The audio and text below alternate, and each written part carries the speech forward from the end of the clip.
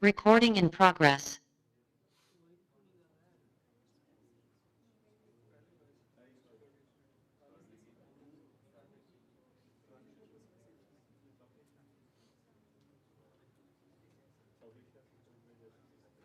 Can you hear me?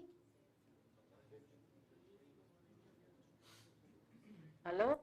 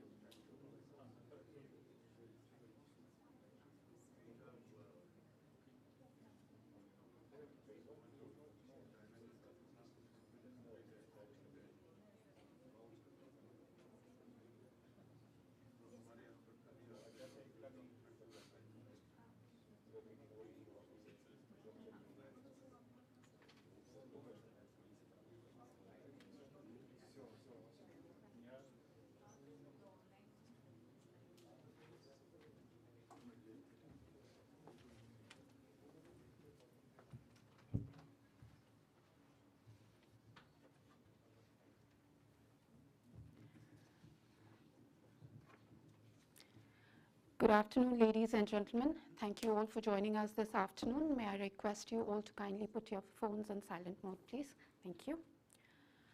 On behalf of the Indian Council of World Affairs, it gives me great pleasure to welcome you all to this discussion on the theme 1 Year of Trump 2.0, a reset or rift in America First policy, with our panel of very eminent scholars. The discussion will be chaired and moderated by Professor C. Raja Mohan, Distinguished Professor at the Motwani-Jadeja Institute of American Studies, Jindal Global University. Our other panelists are Mr. Dinakar Peri, Fellow Security Studies Program at Carnegie, India, who's also joined us, Dr. Michael Kugelman, Resident Senior Fellow, South Asia at the Atlantic Council, Professor K.P. Vijayalakshmi, Head of Department of Geopolitics and International Relations at Manipal Academy of Higher Education, and Dr. Pankhuri Gaur, Assistant Professor at the Research and Information System for Developing Countries. The discussion will be followed by a question and answer session, which would be moderated by the chair. May I now request Professor Raja Mohan to make his opening remarks and conduct the proceedings. Thank you.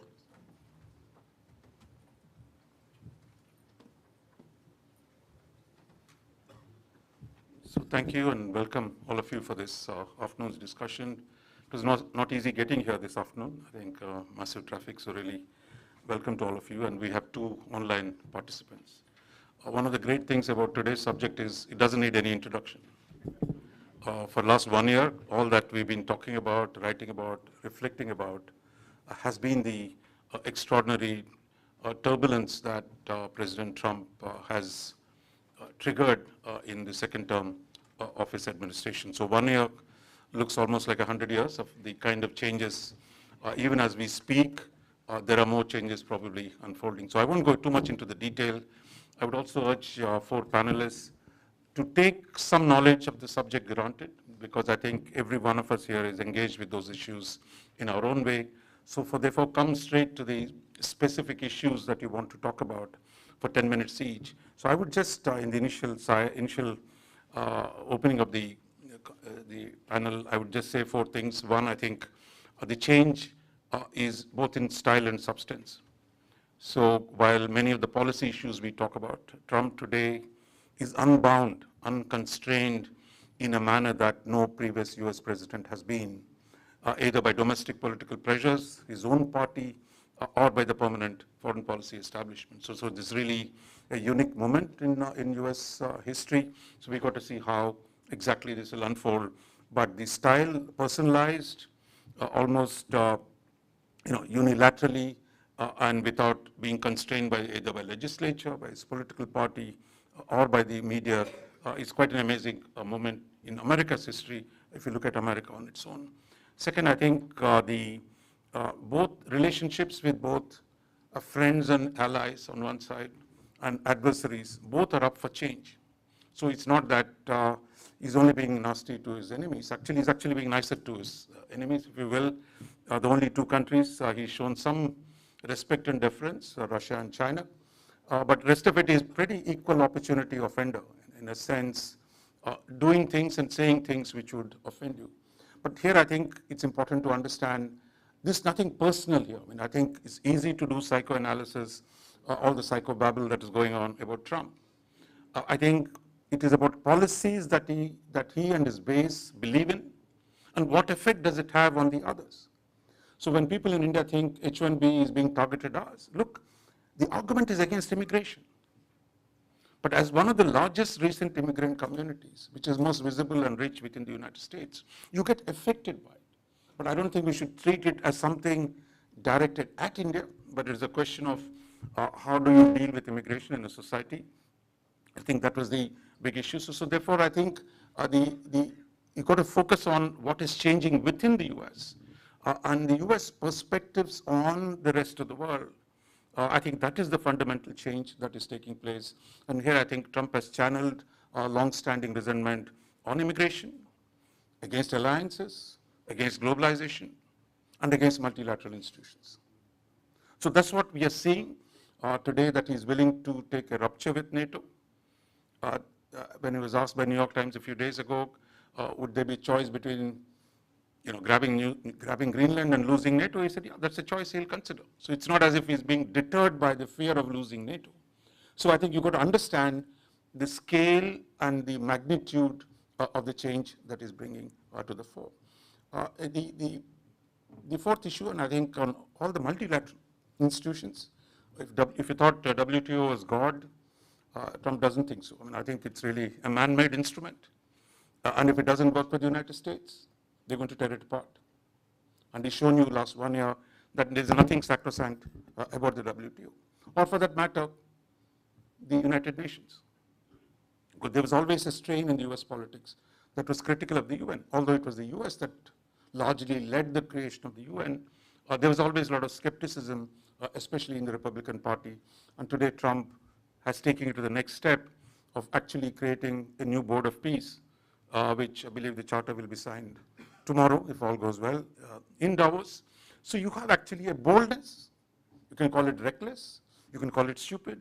You can call it ambitious. That the scale of the change that is being proposed, I think, is truly immense.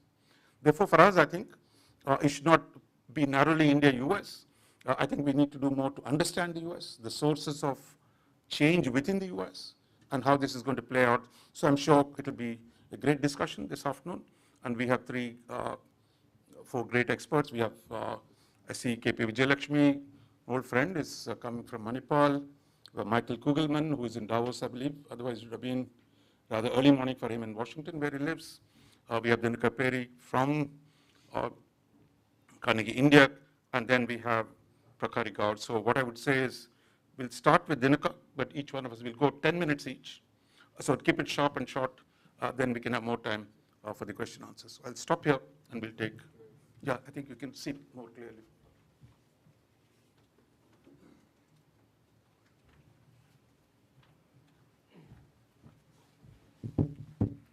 Good afternoon, everyone.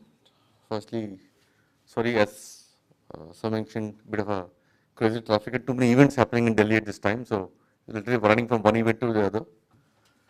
On that note, thank you for having me. Thank you, Suti, and good to be back at ICW again. Very quickly, I'll try probably wind up much before we can have a discussion. Always better to chat than a monologue. On that note, I mean, we all know, as I said, we have been following very, very closely what's been happening. So trade remains the biggest stumbling block. And to say trade would be unfair because it's not an issue of trade. It's not about tariff. It's about tariff. How do you appease Trump? You know, that's the issue falls apart on May 10th. I mean, just go back. April, we all were told the deal is ready. A framework was agreed. Concessions made. India made a lot of concessions. Even agricultural, broadly, contours agreed upon. Things were there. Then suddenly, you know, option that happens May 10th, everything collapses. I mean, that one tweet no acknowledgement from India, India saying, okay, not mediated by the US, and everything goes apart. And anyway, what some of the revelations came in the last few weeks of what happened in the back end, that all adds up to that. But the point is, it's not just about trade, it's the issue is elsewhere.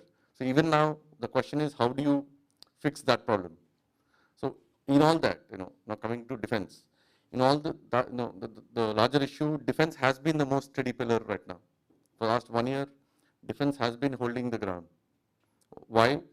Just look at all the engagements happening, exercises, engagements, even some amount of military purchases. Some of the emergency procurements done post-ops Indore, some of the biggest ones, in sense, the Javelin anti-tank guided missiles, for example. India has not bought the system before, tested, tried, lot of iterations have happened. India actually went and signed the contract recently. A small volume, but nonetheless, a new induction for the Indian Army. And that has happened now. Some support packages for the MS-60 Romeos, and there are a whole series of them. So all that has happened. I mean, that has not stopped. P8 exchanges have happened. Major military exercises have happened. All of that, no break in that. Even in the bigger deals, I mean, to dispel a couple of misnomers, a lot has been written saying big defense deals have been put on hold, which would be incorrect. Why? These deals actually take long iterations. So while the friction was continuing, the teams were actually here, negotiated, went back, that back and forth has been happening. Again, P8I, the deal has been a case in point. There have been multiple visits back and forth. It's still not at a stage where India can issue the letter of request to the US. There is a process, and bureaucracy is everywhere. It takes time. So that's actually going on too. Again, one thing again mixed up in this has been the striker deal. The striker deal has not been held up because of this friction. It's been held up because of other reasons. Tell what striker is. The striker is the armored personnel carrier. Sorry, I get the defense flow go away. So the armored personnel carrier, which has been pitched by the US to India as one of the co-development or co-production, not co-development, co-production rather. The MQ-9, the UAVs being one in the air domain, this for the land domain, land, sea, air. They wanted 3 co-production initiatives. So the striker was there, great, nice platform, but the problem was, or the issue was, it did not really fit the Indian Army's requirements. Some negotiation happened, assembling it in India by BEML. A lot of discussion did happen, but the trials did occur in Leh in September 2024. The issue is, it's not amphibious, it does not have an integrated Javelin or ATG mounted on it, and among the key issues. So the deal is stuck because of that, not because of the issue with Trump or the trade deal. So separating the two. So all said and done, so that bit of engagement is going on. One quick point on the Quad, again, you can interpret Quad in so many ways now because it has everything under the umbrella. You name a sector, it is under Quad. So, but all said and done, there is still optimism. The summit has not happened, but there's still optimism all over the place, and rightly so, because one, US does not put any money in the Quad, the safest bet. Two, the partner countries are actually putting in money to build capacities in their own spheres of their domain. So which is actually good for the US, burden sharing, as the NSS says, and Trump has been repeating. So in all these things, so defense has been a steady anchor. But that said, will we sign big deals? That's a question I keep getting. I don't think so. We'll reach the process, we'll complete the process. Signing is a political call. See, big ticket deals, always signing is a political call. When, how, in what format. So that will probably hold till we get a trade deal in shape or make a trade-off. That we'll have to wait and watch. That let's see. But that said, from the purely defense or the security cooperation, how does it go? In 2 minutes, I'll wind it up. We can say it's a short-term thing. Probably yes. We can hazard a guess saying, okay, 3 more years, Trump goes away, things will go back. But the question is, will they? See, Trump is not a standalone thing. He's a outcome of a larger trend which is happening globally. It just happens that he's the president of the most powerful country on the planet. Things are where they are. So, who will come after Trump? The system will not relapse fully. Once the new norm is set, it doesn't go back entirely. It's somewhere in between. So how do we hedge for our defense? We'll have to wait and watch. One quick point on the dependency, what we may have. For example, India has for a very long time did not buy any offensive military platforms from the US. Probably the Apaches and the M777 howitzers, Apache heavy attack helicopter and the M777 ultralight howitzers. They too are probably the first offensive firepower India actually bought from the US. And now we have a whole series of them. India is still shied away from buying a fighter jet from the US. That said, now there's a new reality to it. In 10 years or 15 years from now, about half of the Indian Air Force, or at least 40% fighter fleet, will be powered by the American engine. So that's a lot of dependency. And you can see it positively, you can see it the other way. That we don't know. We'll have to wait and watch. Your LCAs, the light combat aircraft, Mark 1, Mark 1 Alpha, Mark 2, all GE engines, General Electric, F404, F414 types, nonetheless, same company, an American engine. It will also power your 5th generation futuristic AMCA, India's 5th generation fighter aircraft. The initial lot will all be with American engines. So that's about roughly close to 400 fighter jets. So that's a lot of, so deepening the engagement. So now it's a question of a bit of turbulence and reality check. I'll leave it there. We can discuss it further. Thank you. Thank you, Dinakar. As you all know, Dinakar has been reporting on defense for the Hindu for many years, so he's really very knowledgeable. Thanks for that introduction. So I'm just checking if Michael is online. Michael Kugelman, are you online? Yes, I am. Yeah. Hopefully I'm audible. Yeah, no, you are. Thanks, Michael. So 10 minutes, if you want to tell us that you've written so much in the last few weeks on India, US and South Asia, a whole lot of stuff. So just give us your view in 10 minutes. Yeah, thank you very much. And sorry for my camera being off. I'm at Davos, and the signal, interestingly, is rather weak. So I'm keeping my video off to maximize the signal. Hopefully I'll be audible. So I thought I'd just speak for a few minutes about this question I think many of us have been considering, and that is what is driving U.S. foreign policy in Trump 2.0? And I would argue that it comes down to 3 Ps. And the first one is policy itself. President Trump's foreign policy is a robustly, if not aggressively, commercial and transactional approach. It's much more aggressive than it was during Trump's first term.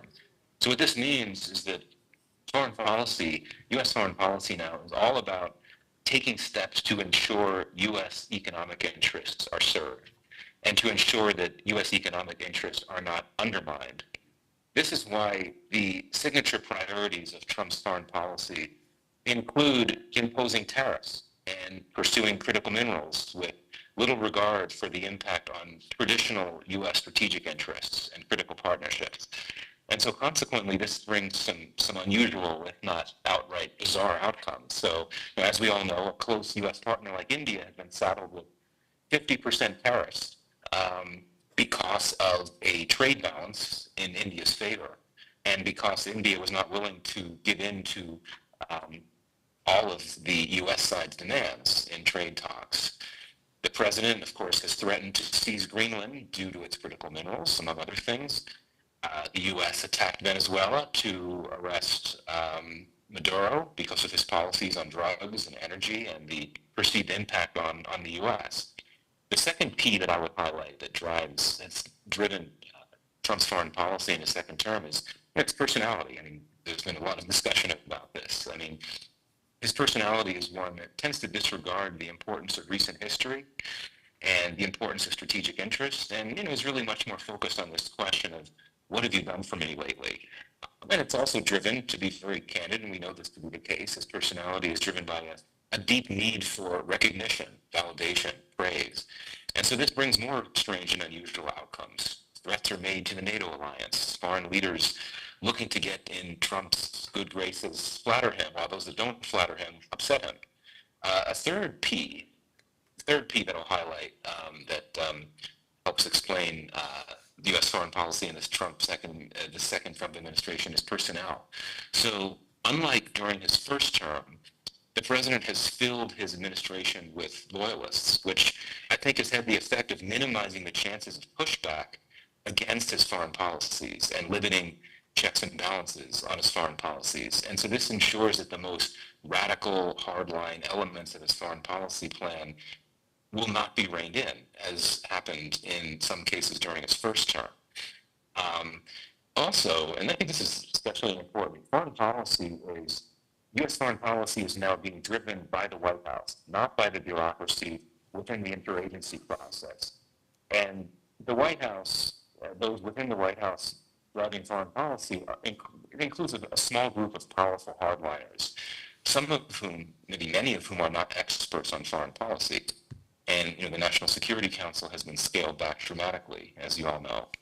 So in terms of consequences, those that truly understand the importance of U.S. strategic interests inside the U.S. government, and those that understand and care about the context about U.S. relationships with important partners, like India, have been marginalized, and they are not currently in a position to drive or even impact policy. Now, if we were to look forward, and if mid-level officials and experts in the U.S. government bureaucracy within the broader interagency community are eventually given more agency to impact or lead foreign policy, then we might see a moderation in Trump's foreign policies, including better efforts to get the U.S.-India relationship back on track. Just before I conclude, I was asked to talk a bit about how people here, or no, sorry, I'm not in the U.S. now, how those in the U.S. see Trump's foreign policy. Obviously, I don't want to generalize, a lot of different views. Naturally, his critics don't like it at all. His supporters generally like it. On Capitol Hill, of course, many Democrats have been critical. Some Republicans likely oppose some, if not many, of his policies, but those largely stayed quiet. I would argue that there are possible domestic political risks for Trump at home regarding how some of his base has reacted to and might react over the course of this year to his foreign policy, keeping midterm elections in November in mind. So for example, there's some farmers in the red states, in the Republican states of the Midwest and the Plains, that have been hurt by Trump's dismantling of U.S. aid and foreign assistance, because many of these farmers were growing and producing crops that had been part of U.S. food assistance programs. That's one thing. Second, many members of Trump's base bought into and supported his vow not to get involved in military adventurism. But then came Venezuela, and who knows what could happen in Iran down the road, and perhaps other places too. And finally, the tariff policies that President Trump has brought out have not damaged the U.S. economy in a big way, but we have seen some indications of higher economic stress in the U.S., particularly when it comes to inflation and food inflation. Many folks going to the grocery stores and seeing higher prices. I think that's something that could have political impacts for him as well. So my view is that his foreign policy is dramatically different and radical as it is. Something that he believes in could be politically costly for him as we get to the midterm elections. But that remains to be seen. I'll conclude there. Thank you. Thanks, Michael, for that very precise presentation. And I think the 3 Ps are quite useful for us, I think, who are outside to think through, because I think there is a general tendency to think of US as a black box, as a single, coherent entity, and that actually how the internal changes and the structures actually matter, and how they're changing within and what effect they have on US external relations. So I'll now turn to Dr. Vijayalakshmi. Professor, hi, Vijay. Can you just take 10 minutes and then we have an interesting audience here. So Thanks, Raja, and it's been great to be part of this very eminent panel. I speak a little slowly, but I will still stick to my time because a lot has already been said. I do agree with Michael, who's also another friend, and 3 Ps. I read some pieces in Foreign Affairs, I think, which talks about also personality problems, etc. But 3 Ps about sums it up. But really, if you look at some of the things, here's a sampling, I thought, Raja, that we should look at what has Trump's leadership brought in the first year, to the world. One is the NATO allies have actually agreed to a record increase in defense spending. Okay. Secondly, Iranian despots have suffered a direct US attack, at least on 3 nuclear sites. And that's something I thought. Then Gaza has a peace plan. Maybe it's very fragile. Maybe the peace board is still taking place, but it has a plan. And of course,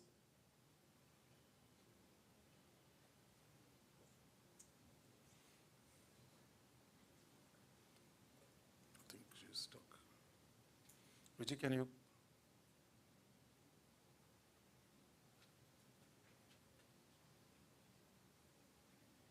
It's internet.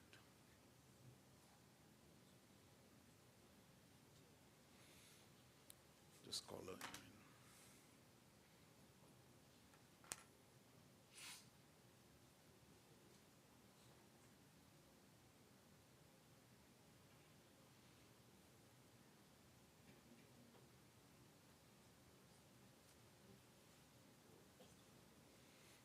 Reminds you of the pandemic days.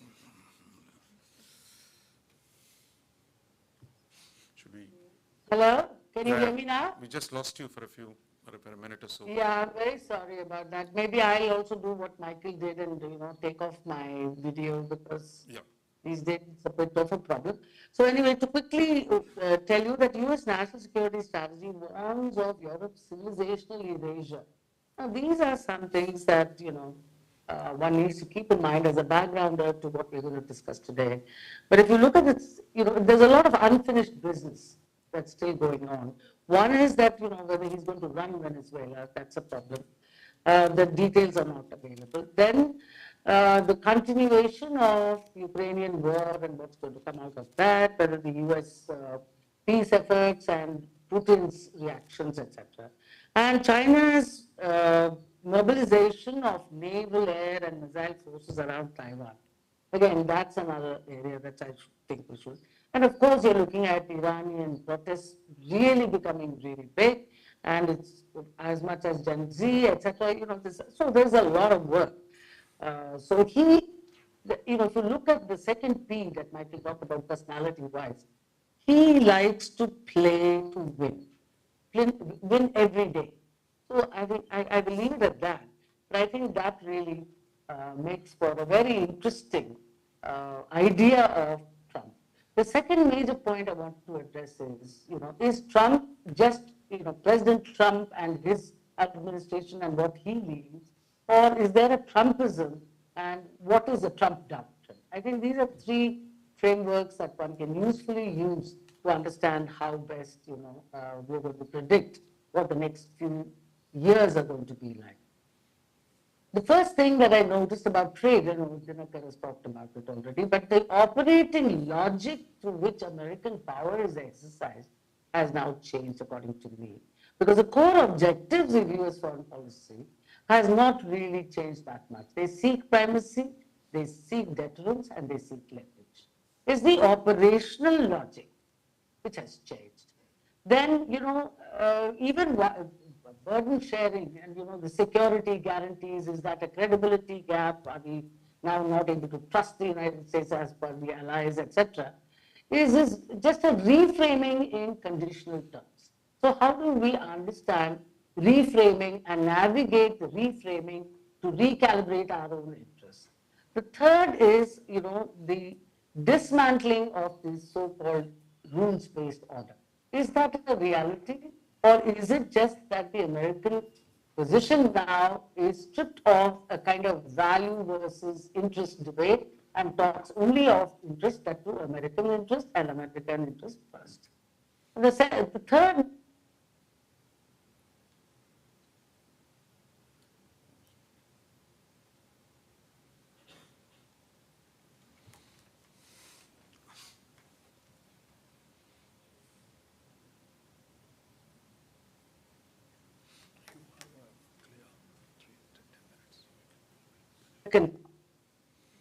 Can you hear me? Yeah, now, I'm yes. sorry. Yeah, it's kind of, anyway, I just want to mention this point about how it influences the global system, because I think America is still the most powerful actor in the system, but there is now a certain weakening in the confidence of others in the predictability and institutional anchoring of that power.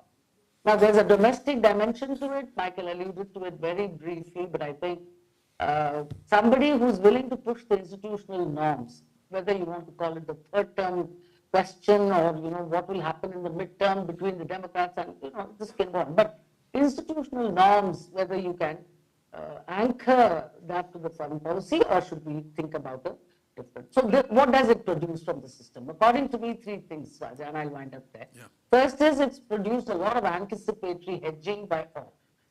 Europeans and India, Asians, everyone is talking about strategic autonomy and diversification of security relationships. And the world is also not just being multipolar or becoming multipolar because of American power has collapsed, but because states now expect a certain volatility from Washington. And that's, I think, simple. But what is driving this is ideological, and that is not just a transactional populism as we are led to believe that this is a deal and that. I think it is a more stronger nationalist belief system, which is where we might think of how will Trumpism look like after President Trump goes, or if he leaves. Fourth, and the final question about the third term, the issue is less about constitutional mechanics and more about its norms erosion and the institutional limits being pushed. So I think, there is a huge amount of change that we all have to think about, but I think it's producing some very interesting behavior from the rest of the state system, and I'll leave it there.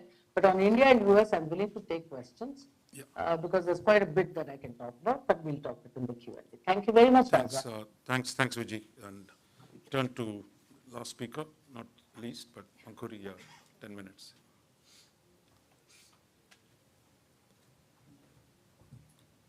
I hope I can operate the presentation from here, right?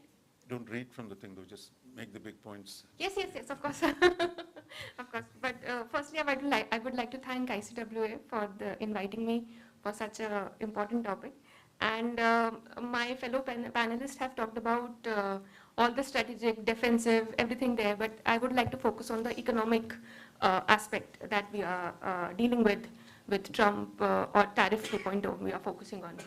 So, of course, we know that tariff hikes, they have a dampening effect on the economy, and it is expected or has estimated that the global trade can be reduced to from around 5.5% to around 8.5%. We are seeing the reconfiguration of supply chains where China is exporting to the US through Mexico and Southeast Asia. We are seeing the legality of these Trump tariff or the increase in the tariff has been questioned in the Supreme Court, and we are still waiting the decision. Of course, then continuous announcements with respect to Greenland, with respect to Iran, with respect to Russia, again for 500%. So all these are the new, or what do you call, the basis of the background of what I am trying to present and what would be important for India, where India is having an advantage, and what should be India's strategies for future.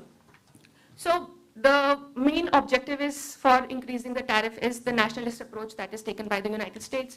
They have sweeping tariff named unilateral based or reciprocal tariffs. They have been successive stages from April, July, and then again in this year as well. They are focusing. They have announced a lot of either as a threat or increase their tariffs to different countries, which is not the case that it has also happened in the previous regime. Trump 1, we have seen US and China trade wars. We have seen tariffs on steel and aluminum under the America First policy. We have seen renegotiations in NAFTA, then the new came up with the USMCA. We have also seen these kind of threats in election campaigns. And of course, in 2017, they have backed out from TPP as well. So this is the nationalist approaches was there previously as well. And to support this idea, they have a lot of domestic laws. We have IAAPA, we have section, of course, everybody must be knowing. So I'll skip these points and then focus on that, what exactly they are, why they are what is the justification of these increasing in tariff. So major focus of US is that the increasing trade deficit. And that's true when you can see that US's trade deficit has increased from 484 billion in 2002 to mostly around 1.4 trillion in 2024. So this is the graph which is we can see, right? But there we have to see that this trade deficit is also growing at 5% per annum.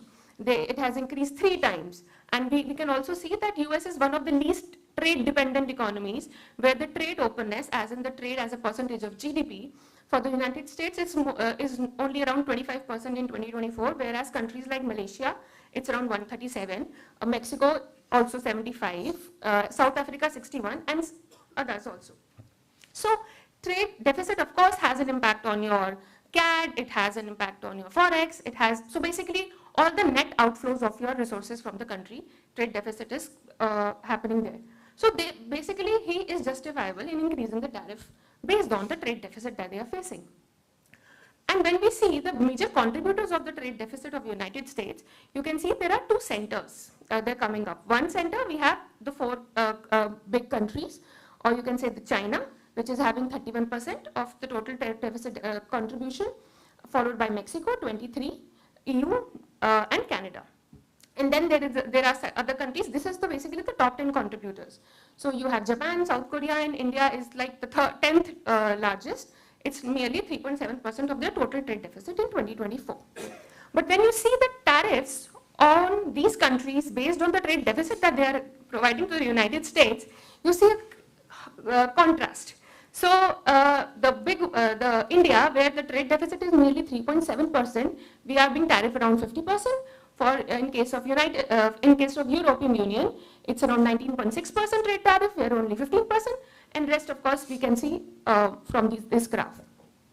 And the other thing is also, this is basically for all the countries I have tried to match, but given this as in the constraint of the graph, so around 66% are being tariffed at 15%, and I think the rest of are at 10%. So there is, as Chair mentioned, there is no ally or there is no adversaries. So Philippines is also being taxed, EU is also taxed, even though the trade deficit with Philippines is different from what is happening or what is the trade deficit with the European Union. So what exactly are we focusing on? So the increase in tariff, so it's not that a particular importer has a profit margin of around 15 to 20%, where the tariff increase can be reduced, as in the profit margin can reduce, and he can sell into the United States. It's not the case. The profit margin is merely around 5% or maybe lesser than that. And secondly, there are challenges as well for the execution. Though he has mentioned that he'll be doing 90 deals in 90 days, but we have seen within that deadline, it's only the 1 deal that came up. And of course, the prevalence of MNF tariff within the WTO is very much important in such a scenario. Now, when we are talking about India specifically, so the importance of United States and India, largest trade exporter, of course, top 10 importer among the top 10 importers, and India's export to US has been growing at around 8.1% per annum from 2017 to 2024. This is how our trade surplus is increasing. So exports, imports, the difference in between these 2 lines is your trade deficit. So in 2024, it's around $40 odd billion, where India is right now placed. So there's a sharp increase specifically when you can see in 2009 to 13 and 2019 to 2021. Now, within the trade surplus that India has, when we can focus, it's only out of 21 broad sectors in trade.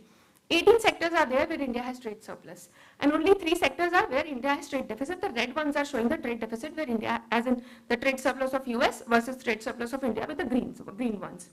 And it is not specific to the broad sectors. It is, you can see it at chapter level, at any different levels. We can mention at technology embedded goods. So when we are talking about technology intensive products, it's only the primary sector where US has a trade surplus. Rest, when we are talking about low technology, medium, high, everywhere India has a trade surplus with US. Similarly, in the end use level also.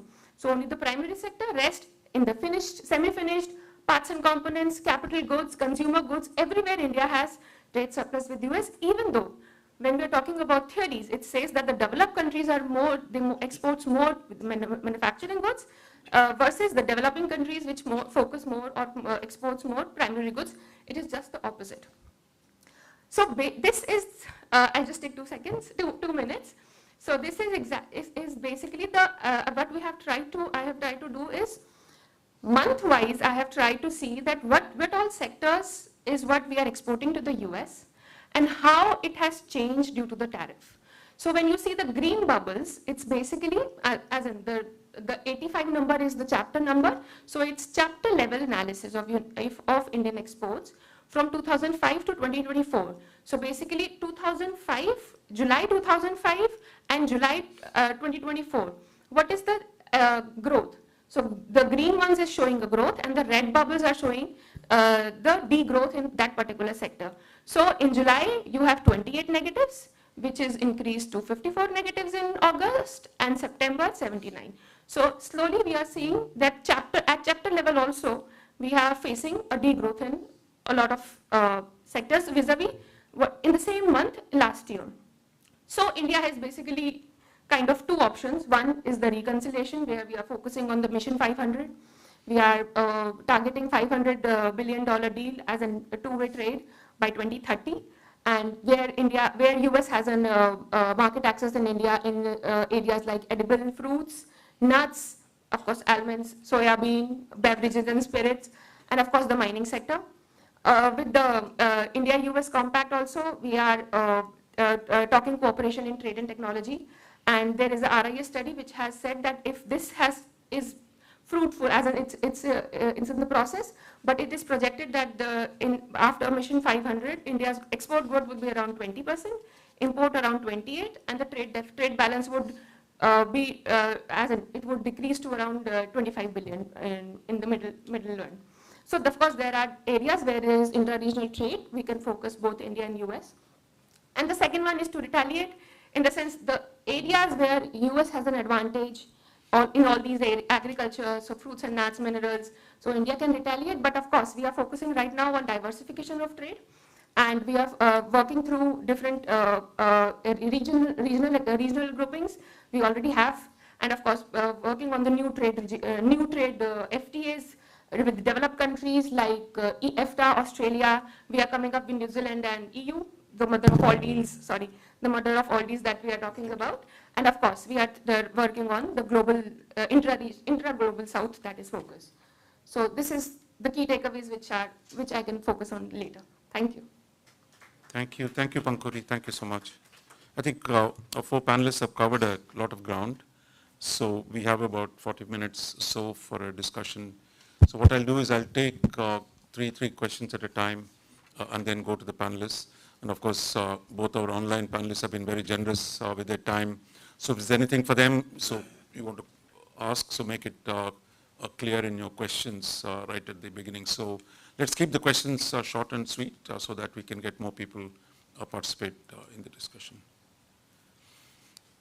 Do I need someone? Yeah, would you want to, Ashok? Yeah, Dr. Ambassador Sajjan.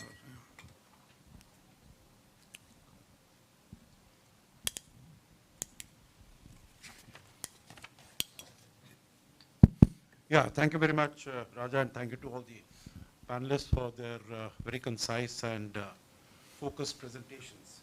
So I have 2 questions. One to Michael Kugelman. Michael, since you are maybe not currently, but you are based in Washington, D.C., you are in the United States, could you give a sense of what is the measure, what is the level of support for India in the US circles? You know, because earlier it was thought whether it is the Congress, we have the largest caucus in the House of Representatives, in the Senate, amongst the business people, and in people-to-people contact. But right now you see so many very hostile and adversarial comments being made from the United States. So at different levels, you know, business, etc., what is the sort of support that you see there? And my second question to Dinakar, to you would be, do you see some sort of a measure of pushback against Mr. Trump, for all the policies that that he's been following for the last 1 year, whether it is domestically, from the Congress, from the courts, we have seen something, but that is not really amounted to much. And also at the global level, what he's done to South Africa as far as G20 is concerned, expelling them from there, and all the other, shenanigans that we have seen emanating from him. Do you see globally and domestically? Because I'm sure there is great deal of unhappiness, but is it resulting in some sort of a pushback against him? Thank you. Thank you. I think level of support in the US domestic and the potential for pushback. Dr. Uma, do you want to?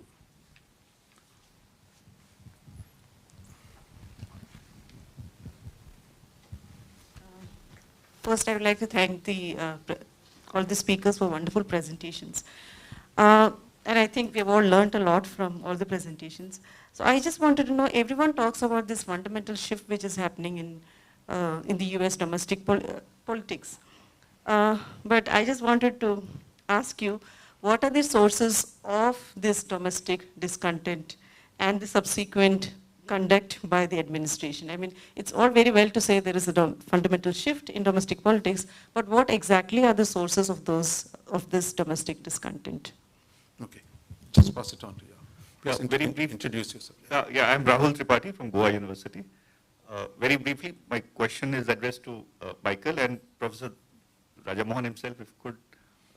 How does he look at South Asia as a region in terms of whatever he has seen and whatever he has done? So if you could throw some light on that. Okay, we'll start with Michael. Michael, I think you're the South Asia man, really at this point globally. So just you want to start? Yeah, sure. Thank you for that.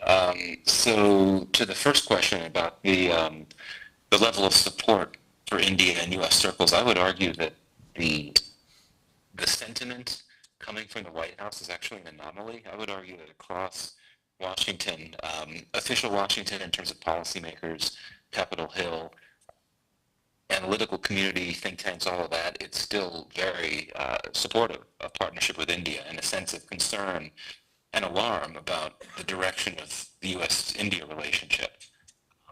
As I had said before, it's the White House that's driving foreign policy or policy toward India. So this is why we have a crisis in ties with India, because those that appear to be least inclined to maintain partnership now are in control of the policy toward India.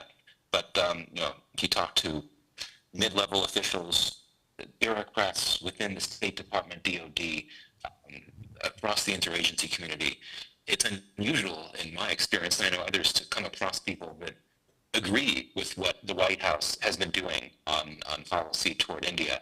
And looking at Capitol Hill, I sort of alluded to this before.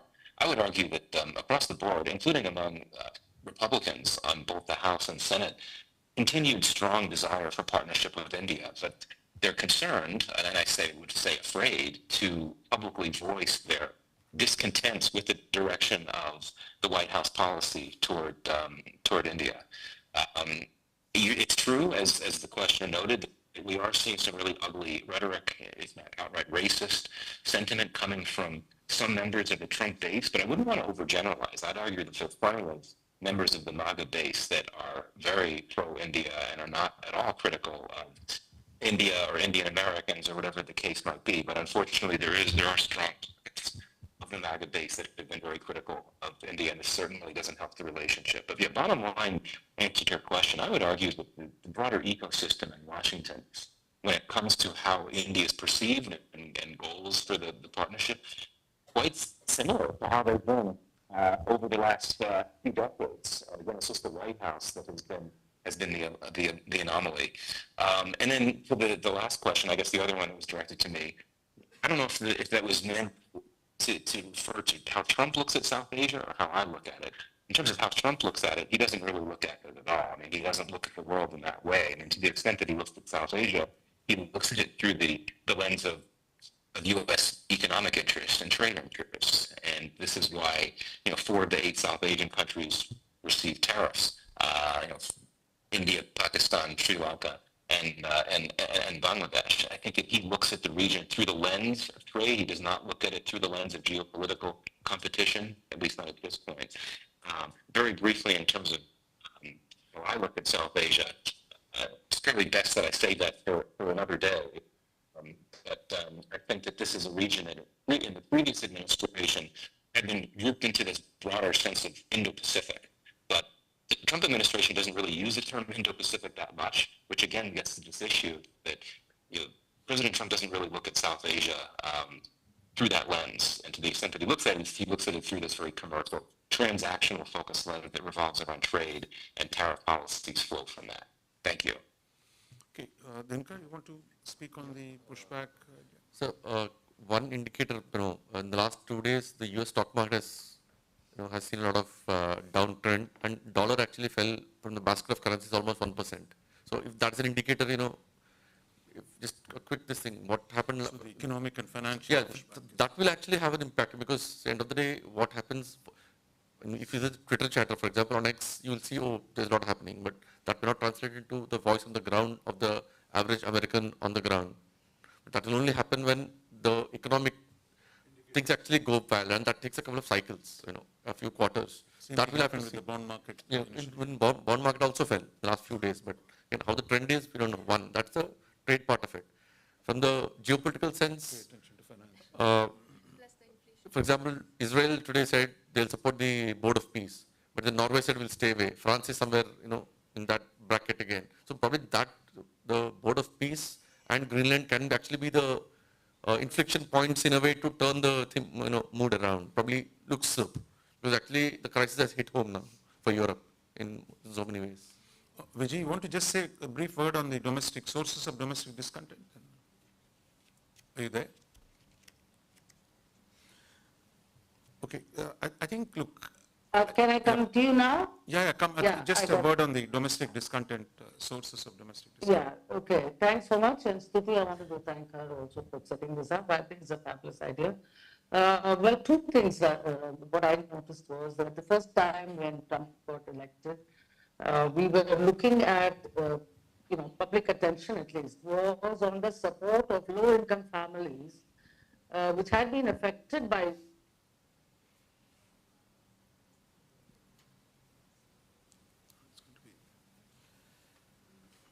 Okay, I think till Vijay comes back, let me say that, look, I think our problem has been we've not paid attention to US domestic politics. We tend to take it as a single lump. And most of us deal with the US on foreign policy or trade on a purely bilateral basis. But I think what's happened in the last 20 odd years, Vijay, let me finish and I'll come back to you, which is really attitude to trade have changed. Because a large section of the people have not benefited from globalization. And as it happens, they might not be the largest number, but how they vote in the Midwest has had an effect on the election outcomes. So it is a small but consequential section of the American white working class that felt globalization has not affected them. Second, I think the immigration issue, it's in one, if you see surging of outsiders in your midst, including brown faces, black faces, you name it, in a short period of time, I think it's bound to produce reaction. Just as our government talks about foreigners, outsiders, I think the US was, as a society of immigrants, seemed far less concerned about immigration, but today it is. I think if you look at historically, there have been waves of anti-immigration sentiment through the US history, so I think we're going through another phase. I think on the alliances, again, the attitude to alliances, even if you ask our liberal friends who are conducting polls, they say, no, American public still supports the alliances. But the fact is, a critical section thinks allies are free riders, America is being dragged into wars, we shouldn't have them. So these are domestic arguments which are played out into foreign policy, and I would say that is the real change that is taking place. And I think, like here, politics adapts to circumstances, but I think we've historically taken US foreign policy as some kind of a grand design with no connection to its domestic politics. But today I think the domestic politics is far more consequential. Vijay, you want to come in quickly? Yeah, so what I was saying was that if the economic future of the United States is shaped primarily by the support of these high-tech industries to the president, the Rust Belt would benefit very little from that.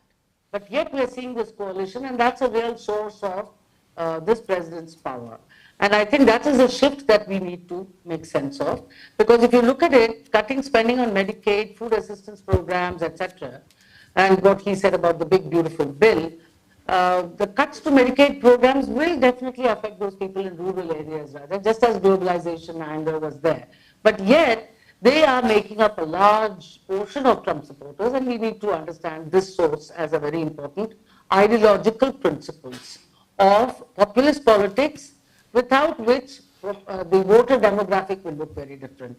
Then the other important thing is to counter offer of Trump administration for cheap labor coming from abroad.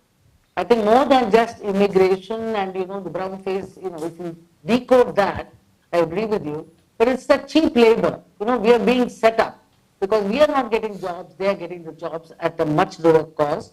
So there is a nationalistic support for this type of transactionalism, if you like, or this, nationalism or America first, which conveys to me a new, religiosity or a coining of, the purpose of American life, American dream, etc. So I think that is one.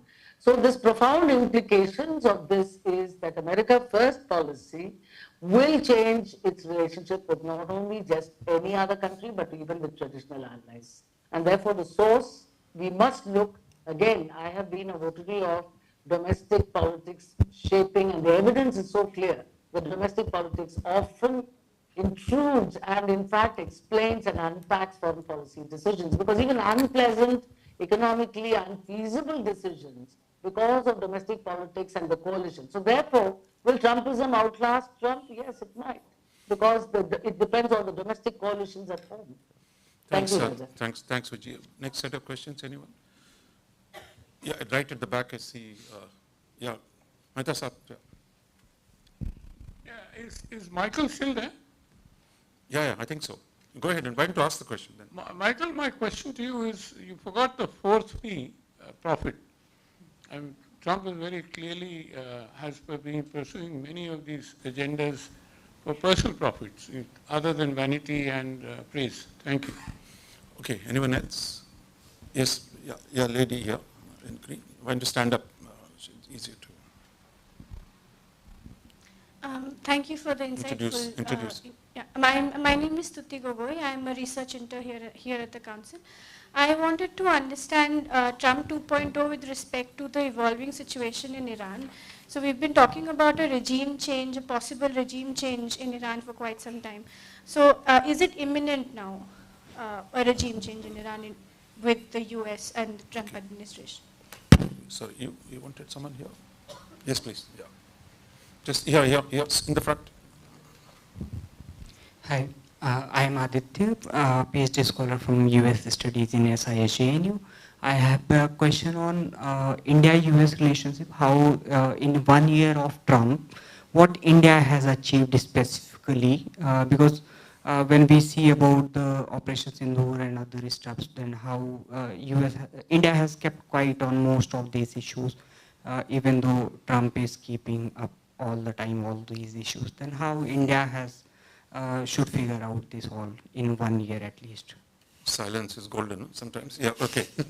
I'm just going to go to Michael. Michael, I'll come back to the next one. Michael, I'm shocking that no one has asked you about Pakistan, but so let me ask you, when you said US policy towards South Asia, if you go back to 2017, there was a South Asia policy, one of the first regional policies Trump announced in 2017, November, if I recall right.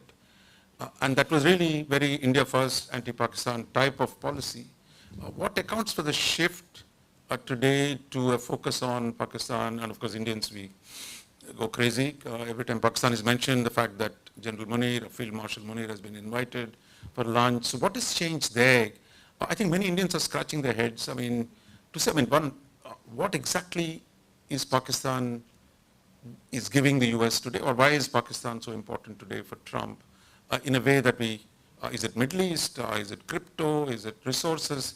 So maybe you can throw some light on that and also look at other issues that have come up on the profit motive, on Iran, on the future of India-US relations. Yeah, sure. Thank you, Raja. Actually, I could start by answering your Pakistan-related question by also addressing the first question about the fourth P, the issue of profit.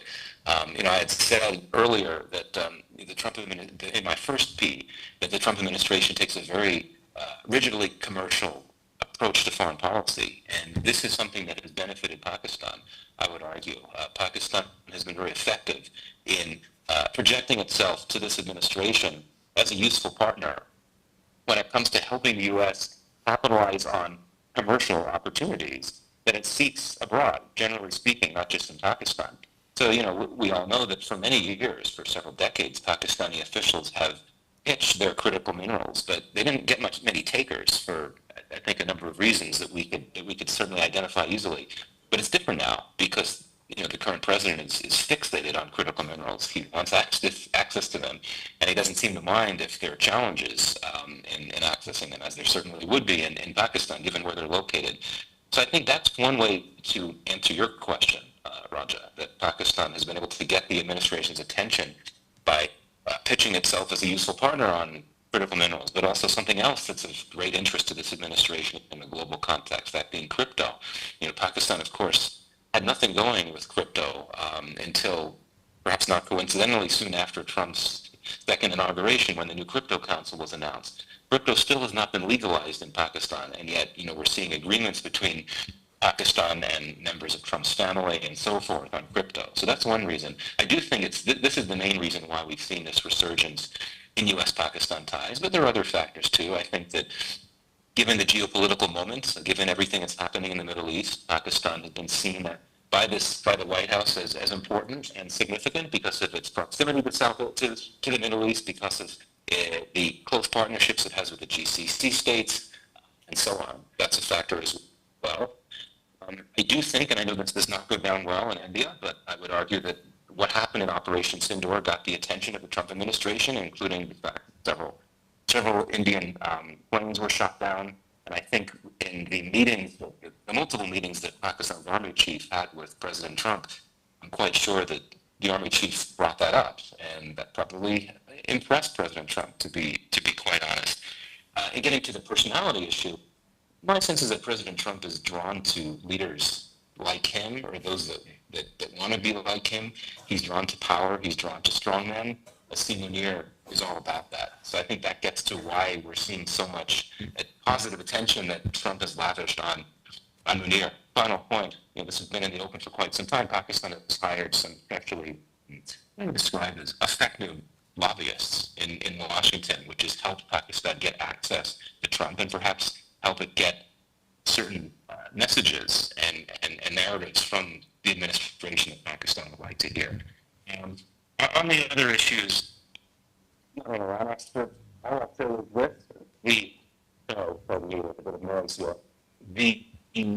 Trump has, I think you mentioned this earlier, Raja, Trump sometimes seems to be more friendly to U.S. enemies than to U.S. partners. Iran is an exception.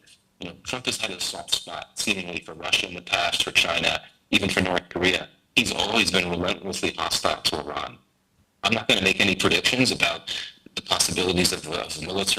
military action in Iran or any type of U.S. efforts, but I think it's important to note that Trump has never seemed to take a conciliatory position toward Iran, and especially toward the regime there. Final point on the question of India-U.S. ties, what has India achieved 1 year on? I do think it's important to make one quick point that tends to be overlooked. As bad of a state as the relationship is in now, we shouldn't forget that cooperation has continued over the last year. The U.S. and India launched a joint satellite last year. Military exercises have continued. The FBI in the U.S. has been cooperating with the U.S. cooperating with India to apprehend several individuals that India views as terrorists, as Khalistanis. So I think it's important that even with all the noise about the crisis, there still has been, things have still happened. And so in that sense, there have been achievements from India's perspective, that its interests have been served, and it's been able to cooperate with the U.S. on a number of important initiatives. Thank you. Thanks. So we have a fifth P, pay to play. So that's how the Washington lobbying works. So, Pankhuri, you want to say something on the profit issue briefly? When you talked about trade issue, so how much does it? So basically, as in the profit margin that I talked about in my presentation. So when we are talking about, or when we are in the real terms, it's not that levying a 50% tariff on a particular country or a 10% tariff on a particular country overall. So different importer had different profit margins for it. It's not, it is very difficult for them to take that into account. Additionally, of course, there have been estimates that all the, right now for Indian importers, Indian exporters as well, the tariff that has been Here we're imposed talking is, about, profit as a person. I mean, I think you have to show, that's the context in which. right. So, of course, then I'm not talking about that traditionally or the trade perspective, but when there are threats of the European Union using trade bazooka and impacting US's services, and specifically companies like Amazon, Netflix, and Meta, then of course it will have an impact on their economy, and then of course may change his perspective on Greenland.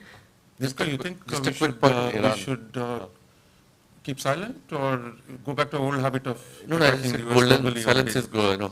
is golden. No, Absolutely. I mean, you don't have to do tit for tat for everything, whether it's military building or diplomatic stuff. Sometimes you have to be asymmetric, so to say, and that actually works in diplomacy. And a split point in Iran, on Pakistan. There's also the Iran angle and the Afghanistan angle as well. See, US interest in reopening Bagram, then Pakistan becomes, we know how critical it is. And also as a staging ground for Iran itself, whether it's just monitoring, I mean, there have been enough reports which said Pakistan was giving intelligence, providing intelligence on Iran to the US. So all of that also adds up to what all has been offered to the Trump's family as well. And what's been offered to the US and Trump's family, are two different things. Okay. Vijay, you want to come in on the India-US? Any insights briefly, and then? Yeah, I think I would just like to use an analytical framework or just a simple analysis. I think, there was a lurking suspicion in this question of disappointment with Trump administration about what happened in first year, etc.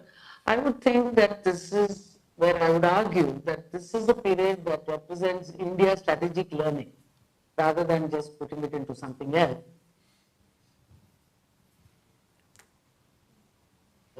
Secondly, I think, India did not escalate. India did not retaliate, it adjusted. First, India exercised restraint, and what is really notable, Raja, is it absorbed pressure without public rupture. I think this is something we need to keep in mind. We don't say anything, if we say something, no, we are absorbing pressure, and that's something significant. Second,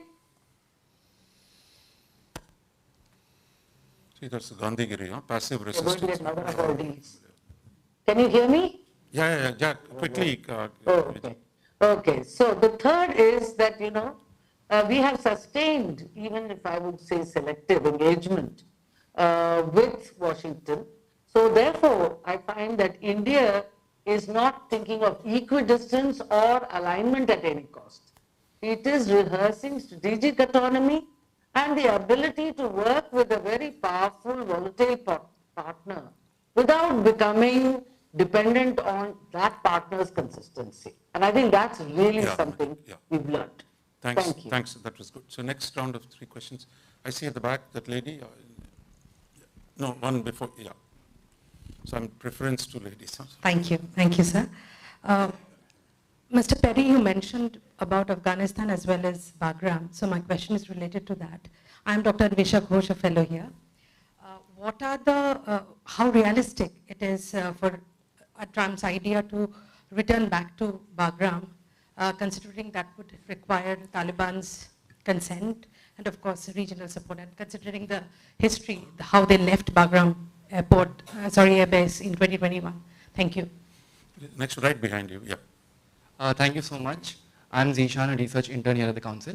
My question is for the panel as a whole. Dr. Pankhuri's presentation highlighted that India is the 10th position at 3.7%, but it is being charged the most tariffs. So why is it exactly that we are being charged the most tariffs when we are 10th in trade deficit with the US? So if is it the Russian angle? What is, I don't know. Just wanted to ask him that. There's a question there. Yes, sir. Please introduce yourself. I'll come to you next round. Hi, my name is Suryanath. I'm a research scholar at Jawaharlal Nehru University. So Trump administration has gone quite some distance in the last 365 days. So my question is to Professor Vijayalakshmi ma'am. Can we say that he enjoys full support within the party as well as MAGA base when his administration witnessed the longest shutdown in US history? It is at a time when Republican Party is controlling both House of Representatives as well as Senate. Thank you. Thanks. Yeah. Maybe start with Afghanistan. Yeah. So there has been no clear indication of what exactly the US wants in a larger sense in Afghanistan, but so indications and assumptions would be that it will be a limited role, say, operating Bagram itself. I don't think US intends to go back to, say, Afghanistan or in the hinterlands of Afghanistan per se, because that will be unwinding the whole thing that has happened over the last 2 decades. I don't think there's no bandwidth for that in any manner. Not militarily, not politically. Again, domestic politics comes in a multitude of things. There is no way at all. At best, Bagram for tactical reasons, say special ops, advisors, etc. So on the discriminatory tariff, you want to say? Yes, thank you for the question. Of course, I've mentioned that India being 37% in the as a contributor and then 50%, you know that the 50% tariff is 25 plus 25, 25 in the sense that because we are trading with Russia, that is why we have been given additional 25% tariff, right? Don't ask questions, you just answer. Okay, so basically, so this is not, that is what I was trying to say. So the trade deficit is not the only thing that is because the tariffs are being pushed. So there are n number of possible, as in n number of things like trading with Russia or trading with other countries, and plus you also see that India, when you're talking about the immigration part or the sectors, as in services sectors in India is very prominent in US. So to curtail a lot of things, not necessarily related to trade, this is why different, as in higher trade tariff, and of course with differentiated tariffs is there. Yeah, I think, Vijay, you want to comment on the domestic question that was asked? Yeah, I think it's worthwhile to answer this only because I think India is showing some interest in how domestically, what are the coalitions there. First is, the MAGA world is not a monolith. You have to understand there are Trumplicans, there are Republicans, and the MAGA. Okay? If you do that, then you realize, and I'm very glad about this question because there is a huge debate after the Greenland issue and Venezuela that whether Republicans, some key Republicans, to break ranks because both the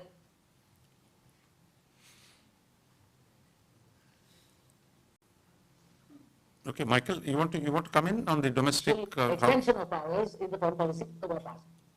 Yeah, can you hear me? I've been talking. I think we just keep missing you. So if you keep it just sharp, then. Can you hear me? Yeah, we can hear you now. Just keep it brief. Okay. So we keep losing you every time. Yeah. Okay, sorry about that. As I said, the main source of Republican solidarity should now be seen, A, MAGA is not monolithic, B, there are Trumplicans, there are Republicans and MAGA, and C, all of them have, despite controlling both the houses, have reacted first time. I'm seeing a crack in the MAGA base. There's one person called Marjorie Greene who has broken ranks with the president. She was a very loyal supporter.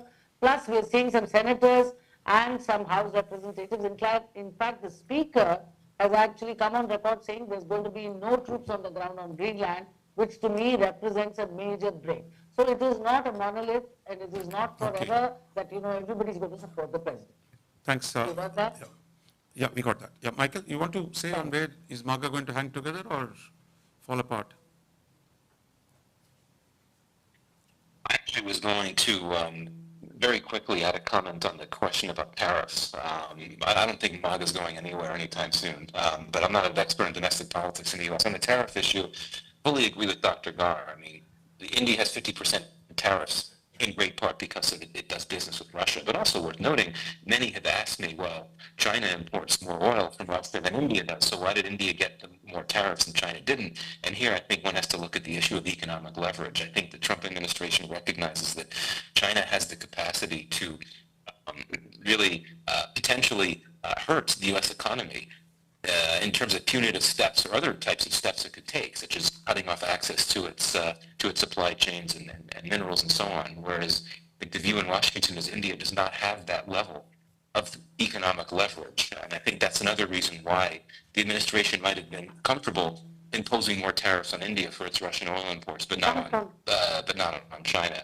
And the other point I make on tariffs is that Trump has long fixated on India when it comes to tariffs for reasons that are not clear. I mean, you'll remember in his first term, he would refer to India as a tariff king, and he was upset about the Harley-Davidson tariffs, which I know have now been removed, and so on. Very quickly on the Bagram issue, I think with President Trump, there are many things he says, and sometimes it's hard to know what he's really serious about and what he's not. I think on the Bagram issue, he wasn't really serious about that. If anything, he might have thought, if he was thinking seriously about it at one point, that Bagram would be a way for the U.S. to be better positioned to monitor Iran. I've long thought if there was any real reason why he would want to have access or have control of Bagram, it wouldn't be to watch over China's nuclear or anything like that. It would be to watch over Iran. But I don't think that this is a serious thing that he wants to do. We haven't heard him talk about it much lately, which I think is another indication that it's not really a serious goal that he has, at least now. Thanks. Maybe the next round of questions. I saw you. Yeah.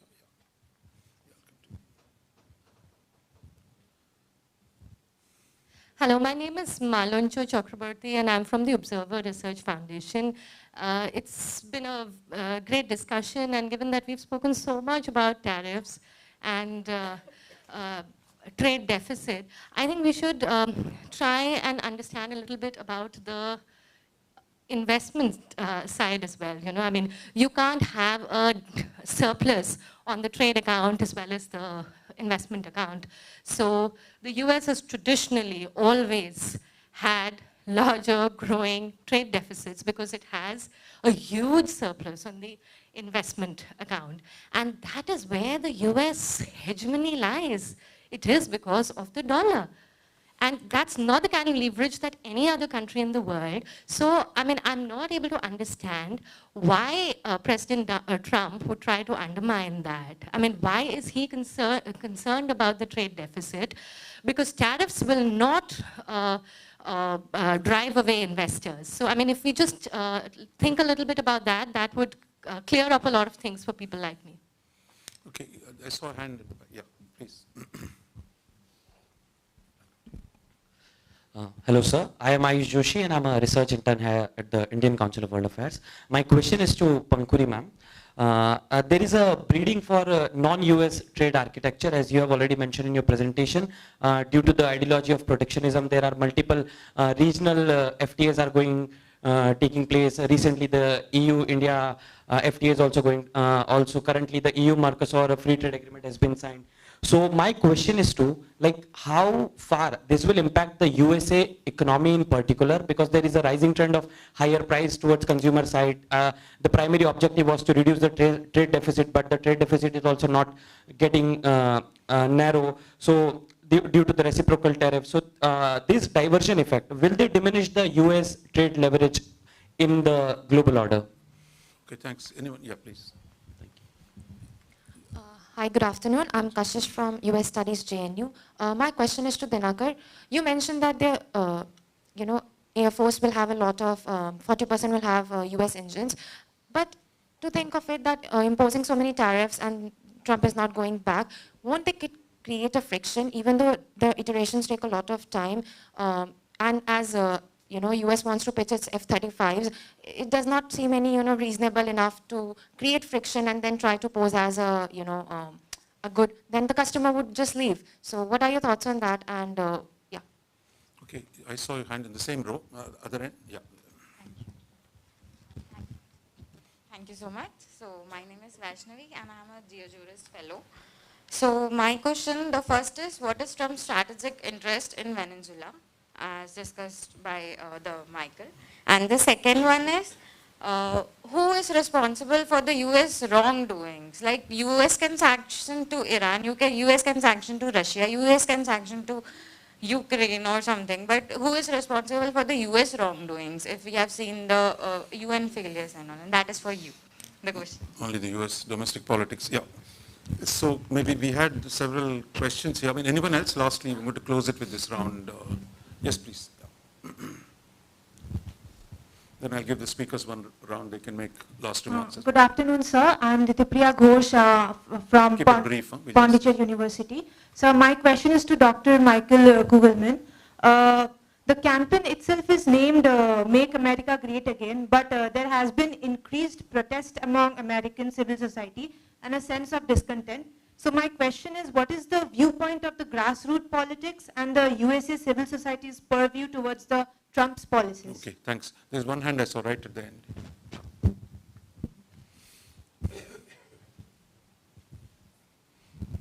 Good Yeah, keep it brief. We're going to close now. Greetings to the panel. I am Trivedi Jal from the Ties Foundation. So my question to the panel is that given recent developments in Syria, where the transitional government has pushed an offensive towards northeast Syria, and we have seen SDF's rapid withdrawal.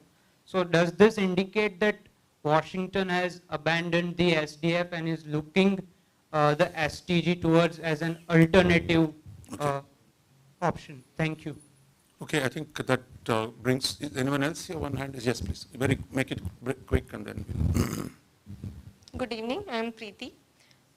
As we have listening about the unpredictable nature of the President, Mr. Trump, so my question is, does this unpredictable nature of Mr. Trump is giving any upper hand to the US foreign policy or US as a whole? Or we can ask that how much it is helping in maintaining the strong or the most powerful country image of America or US? So you're saying the madman strategy, is it working?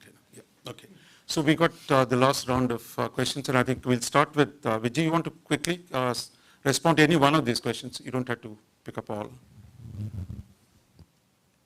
Are you there? Okay. Pankhuri, you want to start? There was a couple of questions on economy. Yes, on that how it would affect the US economy as in the increase in tariff. Of course, there are the recent estimates, of course, preliminary estimates, but yet a deep research needs to be done. But preliminary estimate states that there would be a global reduction in trade from around 5.5% to 8.5%, depending on the scenario, as in how much tariffs are being put to how many, as in which all important countries of the world.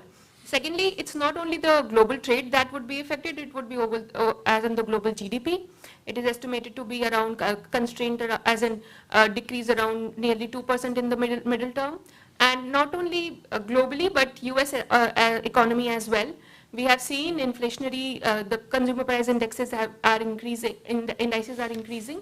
And there are areas where specifically, again, the different products are there where the demand that is required by the consumer is not being met. So of course, there are economically impact of US as well, as seen in the, because of the increase in tariff. And of course, with the issue of investment versus trade that you mentioned, investment of course, but trade when you are focusing, it's basically because of the trade deficit, it is impacting the employment in the United States, and it is impacting the farmers or the manufacturers there. That is why the targets are there. But of course, investment being an outward FDI country, as in investing in a lot of countries, still with the less predictability of the rules and regulations in the country itself, the investment is also, the outward investment of US is also impacting in a lot of countries, and investors are, as in the countries are having, as in they're not providing it fully in that sense. Any other wrap-up thought you want to briefly summarize? I mean, so we can, this is your last chance. Okay, so basically, of course, India has, we are talking about, so we have a, we can have a, we can put it as a, put tariffs on US as well, but as Professor Lakshmi also mentioned, Vijayalakshmi, that we are restraining ourselves and we are working towards what we can do in the best scenario, as so that in the near future when the regime changes, we are safer in that sense. Regime change in the US? Yeah, regime change in US. Dinakar, you want? Yeah. So just one quick follow-on point. There already, I mean, if you talk to people, yeah. So rising prices in the US and domestic politics, there's already, I mean, if you talk to people there, there's already a sense that prices are going up in certain sections, certain segments. You can, when you just talk to people, you will hear that. Two, on the Indians, the fallout of it, again, if you talk to people there, as a good Gulti, I have a lot of friends and family there. So if you talk to them, there is a general sense which they've not felt in a long time, that there's a sense of, they say that you can feel that, anti-ness, against them. One. The other side is, if you actually see, there was a survey sometime middle of last year in the US. I read it in one of their publications, which surveyed all the various immigrants, how much do they contribute to the economy or how much do they take from the economy. There's a long list of countries which actually take more than they give back, but among those who give back to the country, then they take. Indians are on the top. So there's a bit of a, Indians are the collateral damage, as if you want to call it. So it's a bit in between. And to the question on the F-35, or do you scare the customers away? See, dependencies work in defense, the cycles are very long. I mean, you're talking about decades, 4 decades, 5 decades. And dependency is not just a straight thing, it works in circles. It's not direct. There's no cause benefit, there's no cause and effect. Something else hits you somewhere else. And again, the cycles are not in terms of platforms. I mean, it can be very subtle, your spares, maintenance, support, say delays in deliveries, simple thing. So for example, Apache was delayed, but not that the US stopped it, but it prioritized something else. It was delayed by a couple of years. Because India was actually, I think, 8th or 10th on the line, if I remember correctly. And finally we got it after intervention at all the highest levels, saying deliver the 6 sectors. So, even the engine delays, I mean, it's more supply chain. The point is, there are delays. So, India has faced enough technology denials and product denials over the decades. So we know, we have faced that. I'm not saying it will happen, but the point is that always dependency is always there. That's always a sword hanging on your neck. So, Vijay, you there? I mean, you want to any last thoughts? Yeah. Yeah, I can share a few thoughts if I may. Yeah. Okay, let me just talk about the systemic effects of Trump 2.0, because that was one of the questions which I thought was very interesting. First is that, Raja, think about it, allies are now internalizing responsibility. Just look at the overall picture, and I think this is a analytical point that needs to be made, NATO, etc., etc. But, rather than just hedging and, renewing trust or managing, they are, I think, internalizing responsibilities. Second, I think adversaries are probing rather than confronting. I wonder what your thoughts are on that. We must discuss this.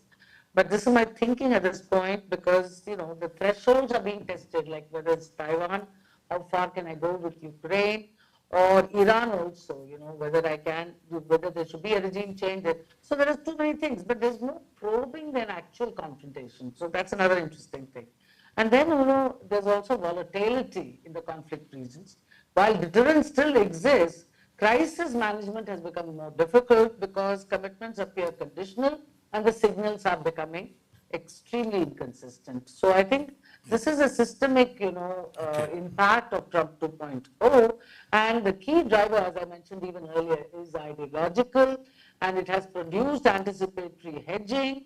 And at the same time, I would say this ideological constraint will outlast Trump. And that's something that we should all be prepared for, because I think subsequent administrations, I'll just briefly end there, because domestically, subsequent administrations, whether it will be third term for Trump, I'm not prepared to say at this point, but will face limits not primarily from allies or institutions abroad, because that is clearly not something that they can control, but from domestic political coalitions at home. Okay. So this is what we should look for, and this is what we need to unpack and keep in mind. Thanks, Vijay, really. Thanks for those insights at the end.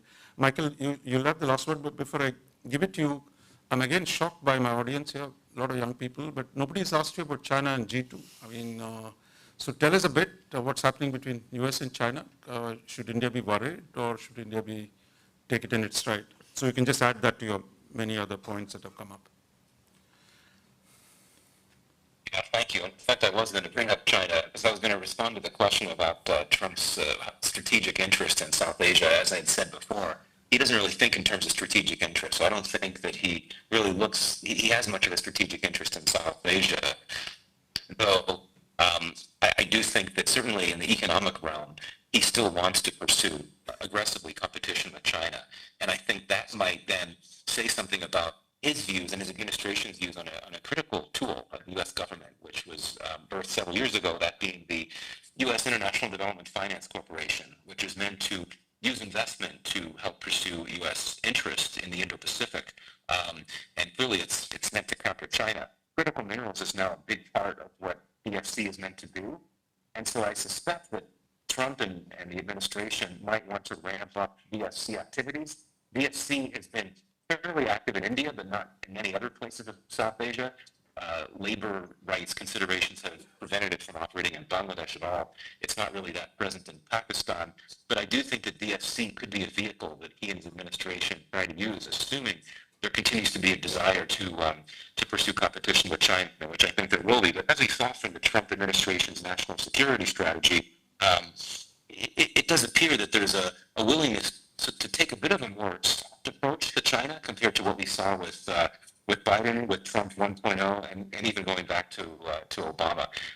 I'd close with this. If we're looking for signposts in terms of what to look for in terms of U.S. policy in South Asia in this second year of Trump, watch our new man in New Delhi, the new U.S. ambassador to India, Sergio Gore. He is very close to Trump. He's very powerful in Washington. And he has two hats, not just ambassador to India, but also U.S. South Asia envoy, a post that's never existed before in the U.S. government. He's clearly been empowered to do a lot. And so what he does, I think, will give a good indication as to where the president wants to go on South Asia, given how close these two men are. And already we've seen Gore have some very interesting meetings. He spoke with I guess, soon-to-be former chief advisor in Bangladesh, Mohammed Yunus. The election's coming in a few weeks. But he has engaged with South Asian leaders on a level that I had not expected.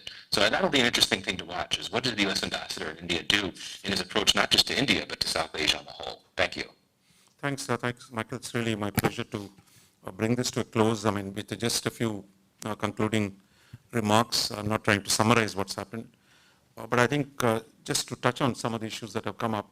First is the trade issue, which has been the main irritant now between India and the US. I think discrimination, that is a central political reality, but there's nothing we can do about it.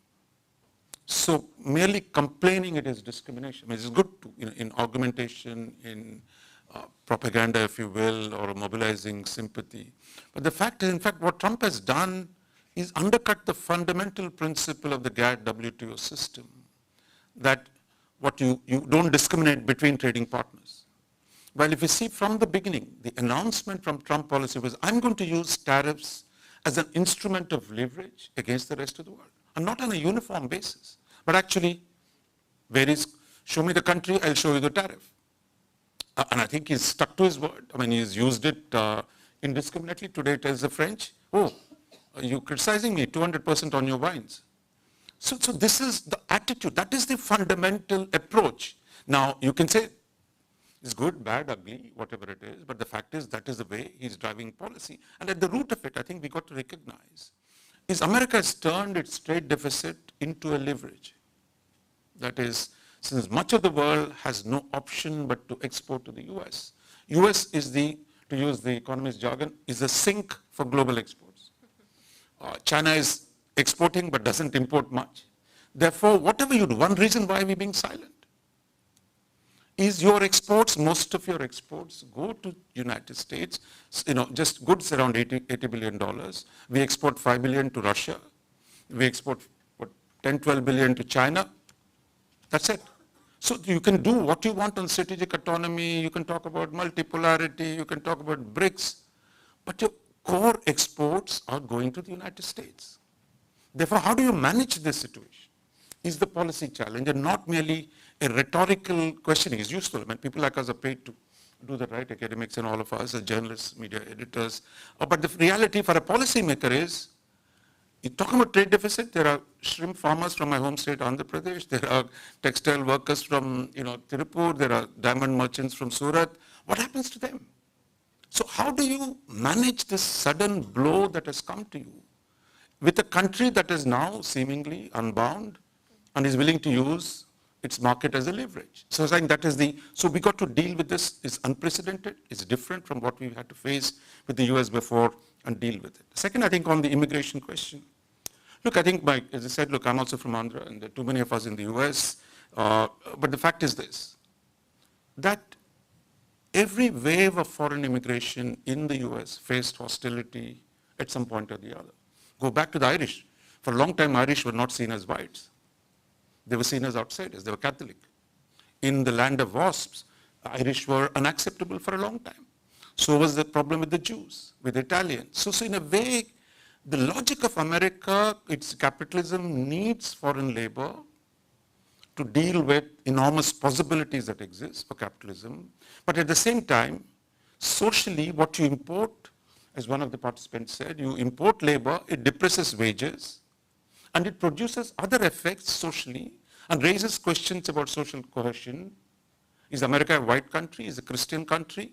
Those issues today, as the non-white population has grown, as alien populations have grown, the question of shifting balance and socially, that's become an issue. So now Trump himself has oscillated between the two. Because the tech pros in Silicon Valley want my Andhra cousins, but as you saw from Texas, in California, guys are saying, look, there are too many of these guys. So I think that's a tension between what the corporate logic wants immigration, while the social logic says there are too many of them. And I think that tension will play out. But it's not an argument we can influence. That's an internal argument between American corporations and the American civil society, and the question of how that works out is something we can only let it play out, and we're not going to challenge it or argue about it, because it's not a right to immigrate. Contrary to all my cousins in Hyderabad and Vijayawada who think, do an engineering degree is your right to go to the US. Oh my God, they're stopping us. How dare they? But you know how difficult it is to get an Indian visa?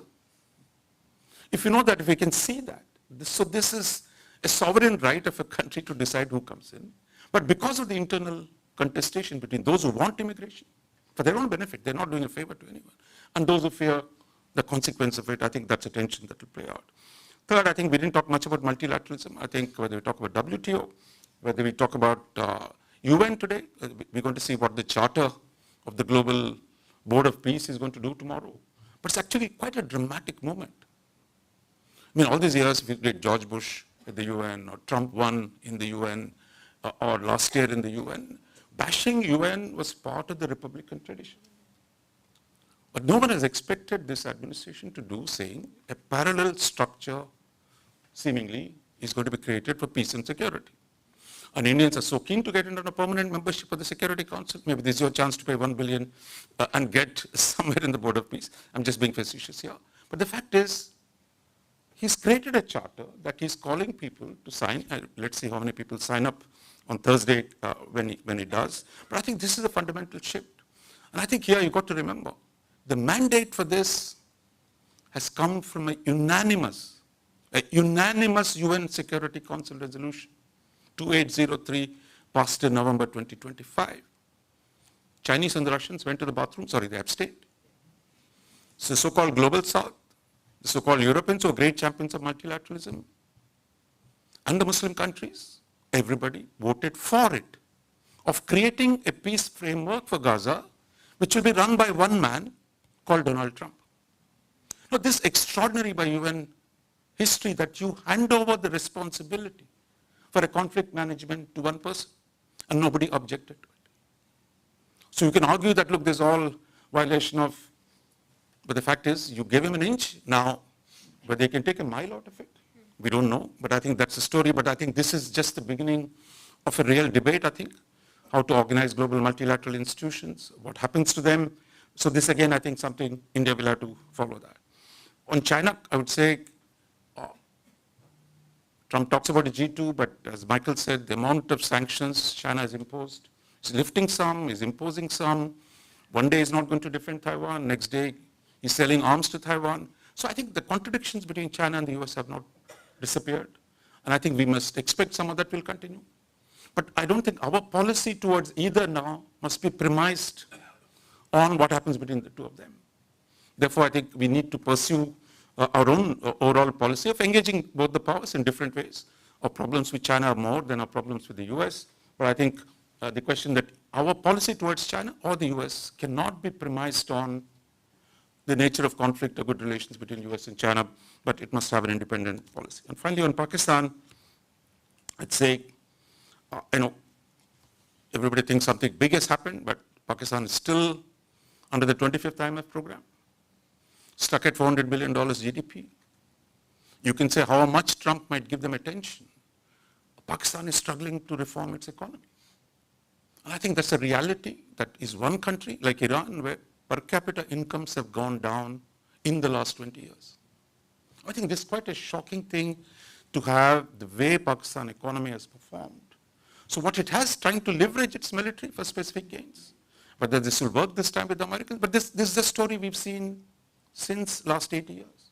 To talk about the Middle East pacts. What was the Baghdad Pact? What was the CENTO? What was the Central Command Pakistan's relationship? This is not something new. This is really the Pakistan's geopolitical relevance to Middle East has never disappeared. Now you see that come back in some sense, but none of the last 4 or 5 times it worked. In the end, Pakistan really was used and discarded. Whether that will be the story or it will be something different, we will see. And finally, I would say South Asia, I think it's good for us, I think, to do our own thing. Trump is not stopping India to do more in South Asia. Therefore, I think we see Chinese presence is growing, the Middle East countries, their influence in South Asia is growing. Therefore, I think for us the question is, what is our own South Asia strategy? And I think rather than framing it in US terms or China terms, what do we do to improve our own position in South Asia, I think becomes the key. And I think that takes me to the last point, which is really, I think there's a moment for India to focus on the inside. That is, external world is turbulent. Trump has introduced unprecedented uncertainty. There are variables that you can't control. But the one variable you can control is your own internal strategy of reform, which is what we're seeing already. The Prime Minister is doing some reforms. We'll wait for the budget to see if there's going to be more reform. Change your internal structures, modernize your internal structures. That will increase your capability to deal with a difficult world. I think which is what most middle powers are going to do, which is what India is saying it will do. Therefore, I think that's where we are headed. Therefore, there's enough leverage, enough agency for us, for India. So I would say, be cheerful and let's deal with the great storm that's coming at us. I'll stop here and I want to thank ICWA for inviting us. And please give me a hand to all the panelists who've spoken. Thank you, sir. It just leaves me to thank our chair and our panelists for sharing their thoughts with us this afternoon on a topic that clearly is of a lot of interest. I also thank our audience for their participation in the discourse. I now invite you all to join us for tea. Thank you so much.